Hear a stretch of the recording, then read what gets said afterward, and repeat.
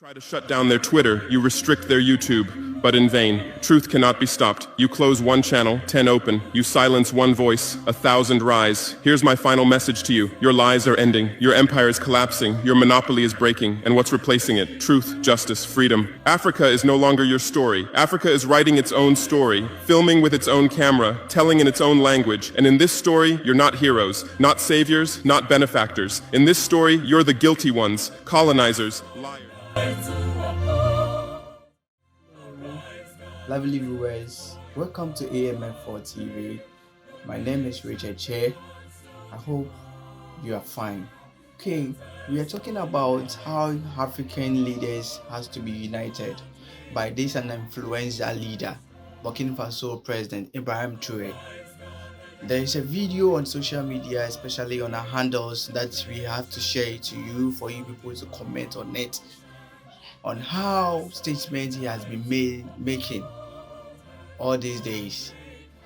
We'll keep on updating you on this issue, but don't forget to subscribe to our YouTube channel for more of this video as well as similar videos like this. Let's listen to whatever he said and on social media to see, and then also don't forget to comment when you watch this video. Kindly also not forget to subscribe to our YouTube channel, share this video for people to also watch and like as well. CNN, BBC, France 24, I'm watching you all. I'm recording every lie. I'm archiving every distortion. I am Ibrahim Traoré, and today I'm pulling off your masks. Yes, you heard correctly. I, whom you call a young military junta leader, whom you brand as a dangerous radical, whom you serve up as an anti-Western dictator, am now telling you the truth. And this time you cannot turn off your microphones. This time you cannot turn away your cameras. This time your editors cannot cut this speech, because the world you monopolize no longer exists, because millions will hear these words now, without passing through your filters, without being subjected to your distortions, without being muddied by your lies. I am 34 years old. Every day of my life, I grew up with your lies. As a child, I would watch Africa on television. Always the same images. Children with flies, dry lands, weapons, death. This is Africa, they told us. This is what Africa is. And we believed it. We were ashamed of ourselves. We were ashamed of our own lands, of our own people. But then I grew up. I read, I researched, I questioned, and I understood that the Africa you showed us wasn't real. The story you told us was a lie. The fate you imposed on us was a script you had written. For years, how have you portrayed Africa? How have you shown it? How have you sold it to your viewers? As if we were creatures who had no share of humanity, as if we were savages left outside of civilization, as if we were wretches waiting for you to save us. Every day, every hour, every minute, the same story plays on your screens. Hunger, war, disease, corruption, terror, chaos. These are the words that come to mind when Africa is mentioned. In your Africa dictionary, there are no other words. No hope, no success, no development, no resistance, no honor, no pride, no victory. So I ask you, New York Times, Washington Post, Guardian, Le Monde, have you ever made Africa's successes your headlines? How many times have you written about Rwanda's technology miracle? How many times have you shown Ethiopia's reforestation project? How many times have you praised Botswana's democratic success? How many times have you described Kenya's entrepreneurial ecosystem? No, because these don't fit your scenario. Your Africa cannot be successful. It cannot, because then how will you legitimize your exploitation? If it's not in need of help, how will you intervene? If it's not backward, how will you look down on it? Have you ever asked yourselves, has any editor sitting at their desk, any news director in a meeting, any columnist at their keyboard ever thought, why are the people of the world's richest lands poor? Here are the numbers for you, real numbers. Africa owns 70% of the world's cobalt reserves. Your cell phone, your computer, your electric car won't work without cobalt. This cobalt comes from Congo, but Congolese can't afford cell phones. Africa owns 90% of the world's platinum reserves. Catalytic converters, electronic devices, medical implants, they all need platinum. This platinum comes from South Africa, but South Africans are crushed by unemployment. Africa provides 30% of the world's gold production. Mali, Burkina Faso, Ghana, Tanzania. Gold flows like rivers from our lands, but our people swim in poverty. Africa supplies 65% of the world's diamond production. Botswana, Angola, Congo, Sierra Leone, billions of dollars worth of diamonds are extracted, but our miners live on $1 a day. Africa owns 35% of the world's uranium reserves. Niger, Namibia, South Africa. Nuclear plants run on our uranium. Paris lights burn with our uranium. But our villages have no electricity. And you still ask, why is Africa poor? No, the right question is, how was Africa kept poor while being so rich? Here's your answer. Colonialism didn't end. It changed shape. You used to come and occupy our lands. Now you come and establish companies. You used to take by force. Now you make agreements. You used to rule with the whip. Now you rule with credit. Let me give you concrete examples. With numbers, names, dates, but you'll never write about these. Glencore, Swiss-based mining giant, extracting cobalt in Congo. 2022 revenue, $256 billion. Tax paid to Congo, $500 million. That's 0.2%. Is this justice? Rio Tinto, British-Australian mining giant, extracting bauxite in Guinea, 20 million tons annually. What's left for Guinea? Environmental pollution and cancer. Total, now Total Energies, French oil giant, extracting oil in Angola, Nigeria, Congo. 2022, profit, $36 billion investment in Africa, dirty pipelines, Anglo-American, founded in South Africa but now in London. Diamonds, platinum, iron, taking everything. What it left in South Africa, 6 million unemployed miners. And these are just the tip of the iceberg. What about the invisible, the secret deals, the offshore accounts, the transfer pricing tricks? Every year, $88 billion in illegal money flows out of Africa. Who writes about this? Every year, $45 billion in aid comes to Africa. Everyone writes about this, but no one says Africa is not the continent receiving aid, it's the continent giving aid. While you zoom your cameras on swollen bellies, there is a huge system working silently in the background. Every day, tons of gold, diamonds, cobalt, uranium, oil leave our land. But how? Here is the system. Step 1, create corruption, bribe our leaders, open offshore accounts, promise them a life of luxury, send their children to your schools. Step 2, make deals, get 50-year, 99-year concessions, ask for tax exemptions, be exempt from environmental rules, ignore labor rights. Step 3, control the infrastructure. Take over ports, airports, railways, but only from the mine to the harbor. Don't build roads to the villages. Don't bring electricity to schools. Step 4, provide security. Set up private security companies. Arm them. Declare protesting. Step 5, silence the media. Buy local journalists. Suppress opposing voices. Serve internal unrest news to international media.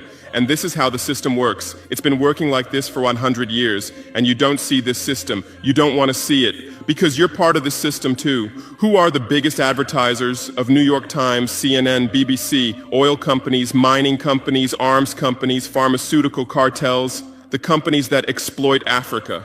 You live on their money, you defend their interests, and what I'm about to tell you might cost me my life, but it's no longer time to be silent. France's system in Africa is the CFA franc. 14 African countries still use French colonial currency. 50% of these countries' central bank reserves sit in the French treasury. France applies negative interest to this money, so we pay France to use our own money.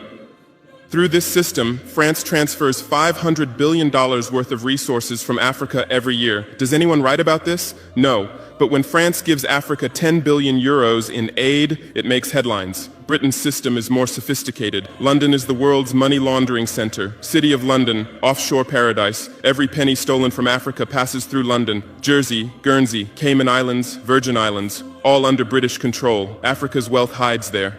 America's system is AFRICOM, Africa Command, 46 military bases on the continent. Official purpose, security. Real purpose, resource control.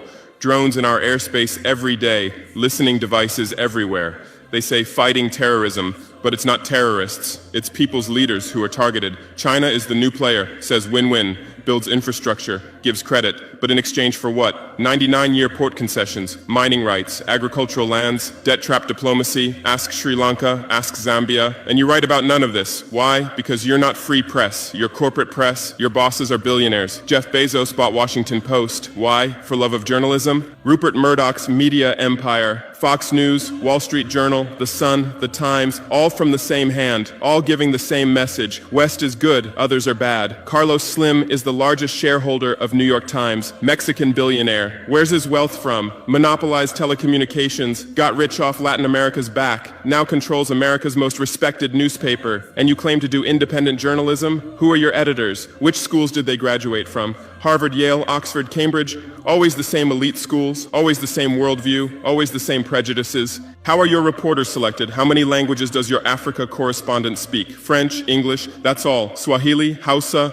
Yoruba, Amharic, they don't know. They can't talk to the people. Your sources are always the same. Western diplomats, NGOs, experts, and then you come and lecture us. They killed Patrice Lumumba, January 12, 1961. CIA agent Larry Devlin confessed. Belgian mercenaries executed. They dissolved his body in acid, took his teeth as souvenirs. In 2022, that tooth was returned from Belgium to his family after 61 years. And what did you say then? Chaos in Congo. You didn't ask about the killers. You didn't investigate CIA documents. You didn't write about Belgium's crime. They killed Thomas Sankara, October 15th, 1987. My hero, Africa's hope. Vaccinated 2.5 million children against measles and meningitis, planted 10 million trees, raised literacy rate from 13% to 73%, gave equal rights to women, banned FGM, ended corruption, sold Mercedes cars, used Renault 5, rejected IMF and World Bank. And most importantly, he said, we will not pay Africa's debts. We didn't make those debts. The puppets before us made them on behalf of colonizers. That's when he had to be killed, and they killed him. Who killed him? His best friend, Blaise Compaoré, with whose support? France. Want proof? Look at the Focart archives. Jacques Faucard, France's Africa Affairs advisor. Everything is written there. And what did you say? Military coup in Burkina Faso. You didn't write about Sankara's dreams. You didn't tell about his projects. You didn't show his successes. You just said, another dictator died, Muammar Gaddafi. Yes, he was a dictator. Yes, he was ruthless. But what had he done in Libya? Per capita income $12,000, Africa's highest, literacy rate from 25% to 87%, life expectancy from 51 to 74. Free healthcare, free education, $50,000 for newlyweds, interest-free loans for home buyers, $5,000 for new births, gasoline 14 cents per liter, great man-made river, irrigation project to green the desert, and Gaddafi's real crime, dream of United States of Africa, African Central Bank project, African Investment Bank, African Monetary Fund, and most dangerous, gold dinar, refusing to sell oil for dollars. October 20th, 2011, lynched in Sirte, Hillary Clinton laughed. We came, we saw, he died.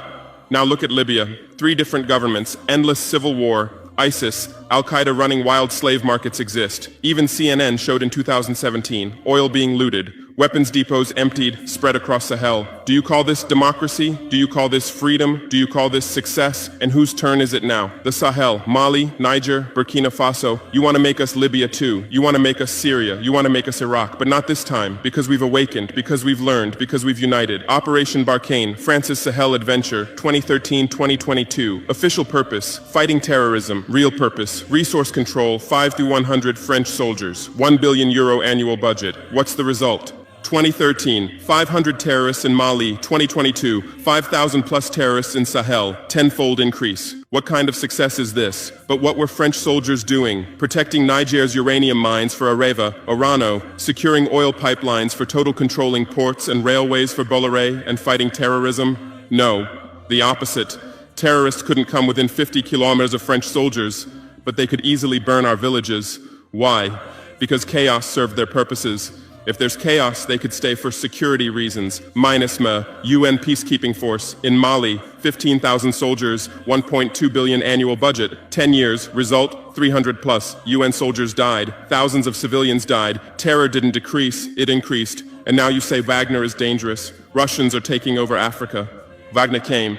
1,000 soldiers. What happened in 6 months? Terrorists fled. Villages are safe. Mines are working. People are at peace. What's the difference? Wagner is an ally we invited. France is an occupier who came by force. Wagner follows the agreement. France blackmails. Wagner brings results. France produces excuses. But you don't write the truth. You say Russian mercenaries. Well, what is French Légion étrangère? Aren't they mercenaries? What is American Blackwater Academy? What is British G4S? What is Israeli Black Cube? They are security companies. Wagner is a threat. Why? Because Wagner isn't yours. And the terrorism issue?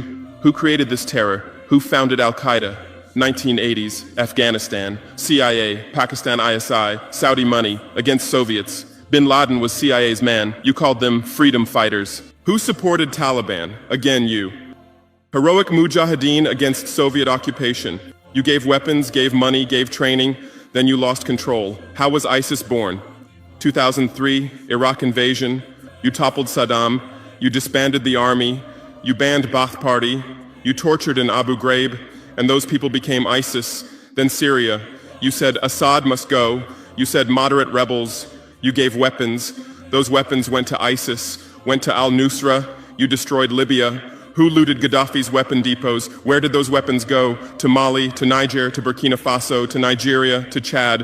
Who strengthened Boko Haram? In 2009, Nigerian police killed their leader Mohammed Yusuf. Extrajudicial execution. What did you say? Nothing. Where were your human rights organizations? Silent. Then revenge started. Boko Haram radicalized. But where did they find weapons? From Libya that you destroyed. And now you come to lecture us about fighting terrorism. You're helping us clean up the monsters you created? No, we've seen the game now. Terror is your Trojan horse. You come with the excuse of terror, you stay, you exploit. But it's over now. We'll provide our own security, we'll fight with our own methods, and we'll win. Because we are the children of this land. We know this land, we know these people. We can distinguish terrorist from villager. We don't fight from drones, from satellites, from 10,000 kilometers away like you. And we're winning. In Mali, in Niger, in Burkina Faso, terror is ending. Villages are safe. People are hopeful. Because now our own army, our own police are fighting, not for foreigners, but for the people. But you can't digest this. You say democratic backsliding. You say human rights violations.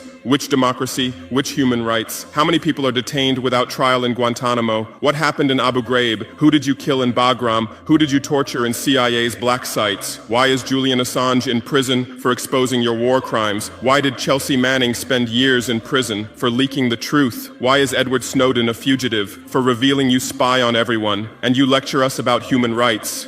How many civilians died in your drone strikes? You say collateral damage and move on. How many weddings did you strike in Pakistan, Yemen, Somalia? How many schools did you bomb? How many hospitals did you burn? And you teach us the laws of war? Look, I come from war. I know the front. I've seen death. I've carried wounded soldiers. I've consoled mothers of martyrs. And I tell you, a real soldier protects his people. A real soldier doesn't harm civilians. A real soldier fights with honor. Your mercenaries, your drone pilots, your special forces, they're not soldiers, they're killers. They kill people by pressing buttons from 10,000 kilometers away, then go home and play with their children. We don't fight like that. We look our enemy in the face. We protect civilians. We fight with our honor. We die with our honor. And we'll win. Because the righteous win. Because those who fight with their people win. Because those who fight for their land win. Let's return to your media. I know how you work. I have friends who work within the system. There are journalists with conscience, but they stay silent. Why? Because the system silences them. Those who write the truth get fired. Investigative journalists are laid off due to budget cuts. Dissenting columnists are shown the door because reader interest has declined. And what replaces them? Experts from think tanks, NGOs, universities, all saying the same thing, all defending the same thesis. West is good, Africa is bad. So who are these experts? Where do they get their funding? National Endowment for Democracy, NED, American Democracy Exporter, CIA's legal arm, has fingers everywhere, funds opposition, directs media, creates civil society. Open Society Foundations, George Soros's organization, says open society, but open for whom? Open to what? Open to exploitation, open to intervention, open to manipulation. Ford Foundation, Rockefeller Foundation, Bill and Melinda Gates Foundation, all in Africa, doing aid. But what do they get in return? Control, data, influence. And your media is their trumpet. You headline, Gates is saving Africa. But you don't say, how many African children were paralyzed by Gates's vaccine trials? How many farmers committed suicide because of Monsanto seeds? You're masters at storytelling, but always the same story. White savior. Remember Live Aid? 1985. We Are the World, charity concert for Africa, millions raised. What came to Africa? Corruption increased, dependency increased, but it was a great story for you. Bob Geldof became a hero. Musicians looked conscientious. Viewers felt good about themselves. Africa remained hungry. Remember Kony 2012? Viral video. Stop Joseph Kony. 100 million views. Result? Kony is still free, but the video maker got rich. Invisible Children organization collected millions. What came to Uganda? American soldiers. And you present these as success stories. Angelina Jolie, Madonna, Bono, all Africa volunteers. They come, take photos, adopt children, leave. And you say, interest in Africa increased. What interest? Whose interest? Interest for what? Madonna adopted from Malawi. You made headlines. But 100 children die from malaria every day in Malawi. You didn't write that, because that news doesn't sell. Bono became Africa's spokesperson, raised billions with U2 concerts, but moved his company to Netherlands to avoid taxes. Money stolen from Africa also passes through Netherlands. Did you write about this? George Clooney campaigned for Darfur, said save Darfur. Result? Sudan split. Oil remained in South Sudan. South Sudan is now in civil war. Who's getting the oil? Take a guess. And you always present these as humanitarian aid. But these are imperialism's soft face. These are exploitation's PR. Let me give you real numbers. Every year, 134 billion in aid and investment comes to Africa. Every year, 192 billion in resources leave Africa, net loss, $58 billion every year. But you only write about the incoming $134 billion. You don't write about the outgoing $192 billion. Why? Because then people will ask, why does Africa need aid? Illicit financial flows, 88.6 billion year multinational corporations profit transfers, 48.2 billion year debt interest, 17 billion year brain drain cost, 13.8 billion year climate change cost, 10.6 billion year illegal logging, 17 billion year illegal fishing, 1.3 billion year total, 192 plus billion dollars every year. This much resource leaves Africa every year. But what are your headlines? EU announces 20 billion euro aid package for Africa. China gives Africa $60 billion in credit. America grants Africa $8 billion. People read these and think how generous they are, how charitable, how ungrateful Africa is. But the truth is the opposite. Africa is financing your standard of living. Africa is subsidizing your prosperity. Africa is making your technology possible. The cobalt in your iPhone from Congo, the lithium in your Tesla from Zimbabwe, the tantalum in your computer from Rwanda, your jewelry from Botswana, your chocolate from Ivory Coast, your coffee from Ethiopia, your oil from Nigeria, your uranium from Niger. And what do we get in return? Debt, poverty, humiliation, but enough. This game will end now because we've awakened. Our youth are sharing the truth on social media. Bar France out hashtag used 100 million times. Africa is bleeding 50 million. On Stop Exploiting Africa, 75 million. And what are you doing? You say Russian bots. You say Chinese propaganda. You say disinformation. No. These are real voices of real Africans. This is real anger. This is real awakening. There are millions of youth on TikTok, videos celebrating French soldiers leaving, images applauding Wagner's arrival, content explaining the truth on Twitter, Instagram, Facebook, the same voice everywhere. Enough, and you're panicking because you're losing control. You're losing the narrative. You're losing the monopoly. You established fact-checking organizations. Africa Check, AFP Fact Check. Who funds these? Facebook, Google, Bill Gates, the same system again. What are you checking? Whose facts are you defending? We say France exploits $500 billion a year. You say false, only $440 billion. As if that changes the situation, as if 440 billion is little. We say Wagner has been successful. You say Wagner violates human rights. Well, what were French soldiers doing? Bombing Fulani villages, arming Dogon militias, accidentally striking weddings. Your hypocrisy is so obvious that no one believes you anymore. Remember what Anderson Cooper said on CNN? Democracy is declining in Africa. Which democracy, Anderson? Your democracy? America's democracy? Your Capitol riot, January 6, 2021. You said, attack on democracy. 5 people died. Our Sankara assassination, October 15, 1987. You said, internal matter. 1 person died, but that person was the hope of 20 million people. In your elections, corporations fund candidates, lobbyists write laws. You call our elections rigged. In your country, police kill blacks. George Floyd, Breonna Taylor, Ahmaud Arbery. You lecture us about police violence. On BBC, Kasia Madera presents Africa News. Polish origin. How many years has she lived in Africa? How many African languages does she speak? But every day she speaks as an Africa expert. Africa is like this, Africa is like that. On France 24, cameramen, editors, producers, most are French. Even Africa correspondents are mostly French, and they do objective journalism. Even Al Jazeera. Qatar funds it. What business does Qatar have in Sahel? But every day they report Sahel crisis. Whose crisis are they telling? Deutsche Welle, Voice of America, RFI, all state media, all propaganda tools, but they play the role of independent media, and our local media, most are sold out.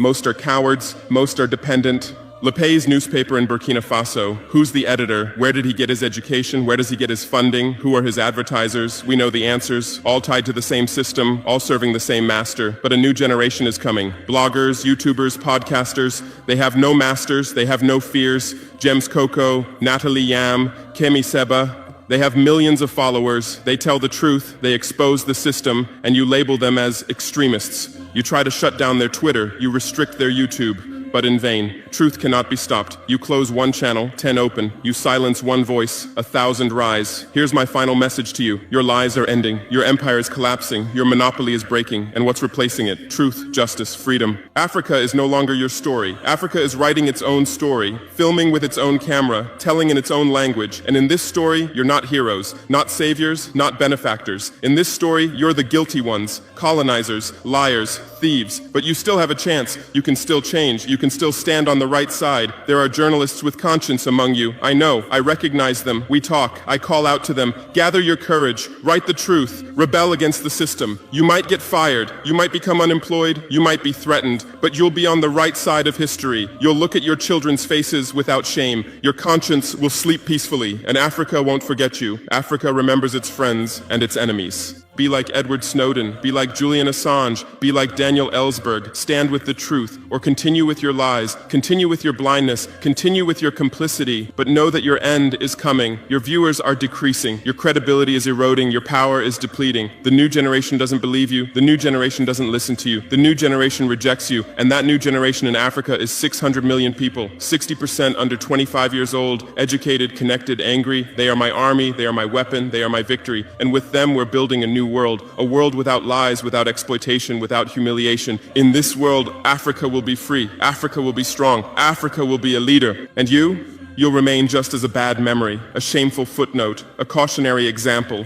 Future generations will read in history books. At the beginning of the 21st century, there were some media organizations. They lied, they served exploitation, then Africa awakened and they disappeared. That's your end. Inevitable, unchangeable, certain. I am Ibrahim Traoré, not Burkina Faso's leader, but its servant, not Africa's dictator, but its child, and not your nightmare, but your mirror. Look well at this mirror. See yourself, see your lies, your hypocrisy, your crimes, and prepare, because Judgment Day is coming. Africa is awakening. The world is changing. Justice is manifesting. And you'll just watch. You won't be able to do anything else. Because history is on the side of the people. Truth is on the side of the oppressed. God is on the side of those who persevere. And we persevered. We persevered for 500 years. Now it's time for victory. Your lies are finished. Your masks have fallen. Your game has ended. Africa is free. Africa is strong. Africa is victorious forever. Welcome back. I hope you watched the video and I hope you've taken note of whatever statements he made in the video. Kindly not to forget to also subscribe, also comment on the video to see your ideas on what Ibrahim Traoré is doing, how he's influencing African countries to also unite them for development. AMF4 TV has a lot of pack as this issue is concerned. We will always update you on this issue because AMF4 TV is an entertainment, political and social network TV. Kindly not to forget to subscribe to our YouTube channel for more of these videos as well as other entertaining videos. My name is Richard Che.